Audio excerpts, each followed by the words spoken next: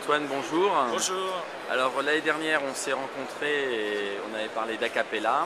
Vous allez nous rappeler ce qu'est Acapella et les Absolument. nouveautés du salon Oui, pour cette tout année. à fait. Alors cette année, Acapella, c'est toujours de la synthèse de la parole à partir du texte.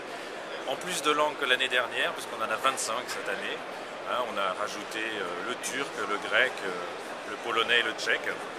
Et cette année particulièrement sur le salon, ce que l'on présente, c'est évidemment une application qui a été portée sur l'iPhone, qui est sortie il y a à peine 10 jours, et qui s'appelle iSpeak, et qui est un traducteur en fait qui permet à toute personne sur un iPhone de traduire ses textes, et surtout après de les écouter ou de les faire écouter à quelqu'un.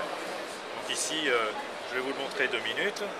C'est assez simple d'emploi, vous avez des icônes qui représentent à chaque fois une paire de langues.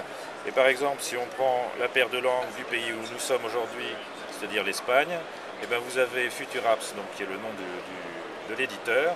Vous avez en haut un champ où vous écrivez vos phrases en anglais, et après un champ en bas où ça va être traduit. Je vais prendre une phrase qui a déjà été faite tout à l'heure pour que ça soit saisi plus facilement. Et donc là, j'ai demandé de savoir comment je pouvais acheter mon ticket de train.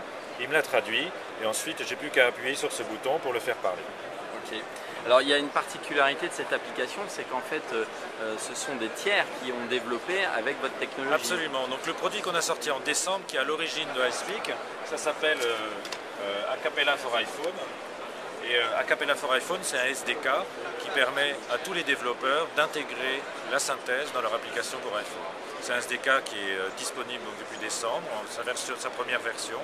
Et aujourd'hui, on a pratiquement une centaine de développeurs qui travaillent dessus pour intégrer leurs applications, que ce soit des jeux, que ce soit de l'éducatif, que ce soit même des outils de productivité, des lecteurs de RSS, etc. Donc tout ça, ça va apparaître dans les semaines qui viennent dans les App Store.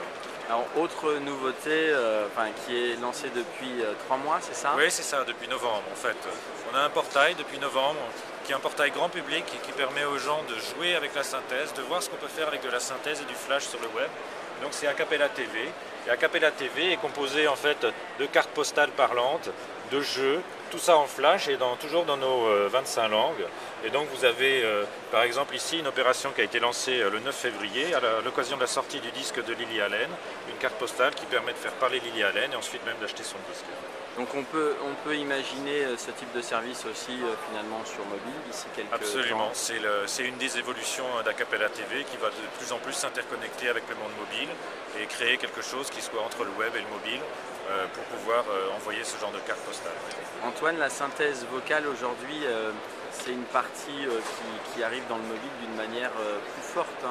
Oui, en fait elle arrive de 2 manières. Elle arrive soit dans des services où elle est hébergée sur des serveurs et elle va streamer, puisque les possibilités de streaming maintenant sont vraiment maîtrisées. Ou alors, comme sur l'iPhone par exemple, elle est dans le device et là elle devient aussi accessible quand le device n'est pas connecté, ce qui peut arriver. Antoine, merci. De rien.